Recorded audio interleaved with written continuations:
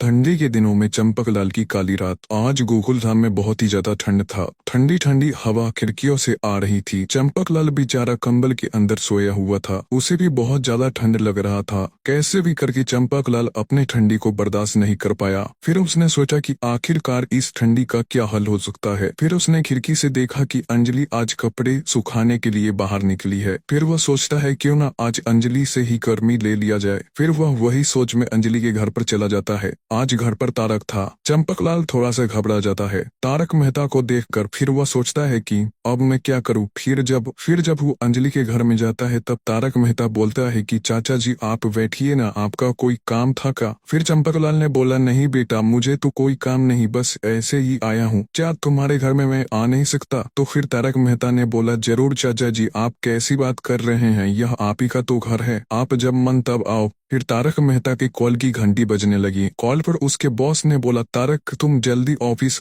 में आओ, यहाँ मुझे एक आर्टिकल अर्जेंट से अर्जेंट लिखना है, तुम आओ और इस काम को जल्दी से कर दो। फिर तारक मेहता अपना बोरिया बिस्तर लेकर ऑफिस की तरफ चल पड़ा। फिर इधर चंपकलाल सोफे पर ही बैठा रहा। फिर अंजलि नहा कर के घर से बाहर निकली। जब चंपकलाल ने उसे ऐसी हालत में देखा तो उसके तन बदन में आग लग गया। फिर वह सोचता है कि आखिर इसे देखकर मुझ में आग लग रहा है तो आगे कैसे मजा आएगा। फिर चंपकलाल यही सोच कर बैठा था। तभी अंजलि बोलती है कि चाचा जी आप और तारक कहाँ गए। फिर चंपकलाल बोलता है कि अंजलि बेटा, तारक कुछ काम से गया था ऑफिस के लिए, इसीलिए अब वो अपने ऑफिस में गया है। फिर अंजलि बोलती है ठीक है चाचा जी आप बैठिए, मैं आपके लिए चाय बनाकर लाती हूँ। तो चंपकलाल सोफे पर बैठा रहा। फिर थोड़ी देर बाद अंजलि चाय बनाकर लाती है और एक कप चंपकलाल को देती है और एक कप खुद ही पीती है। फिर इन दोनों ने बहुत ही ज्यादा बात किया। जब चंपकलाल ने उसे ज्यादा देर देख लिया तो उसका कंट्रोल अपने आप पर से हट गया और उसका जो बैठा हुआ था वह भी अब खड़ा हो चुका था। अंजलि इस चीज को गौर से देख रही थी। अब वह अंजलि भी सब चीज समझ चुकी थी। अंजलि ने बोला चाचा जी आपके लुंगी में क्या है। फिर चंपकलाल घबराते हुए बोला कि नहीं अंजलि बेटा, यह तो बस एक मेरी लाठी है। फिर अंजलि सभी बातों को अच्छे तरीके से समझ जाती है। फिर वह चंपकलाल के असली बात को सामने लाने के लिए अपना फोन नीचे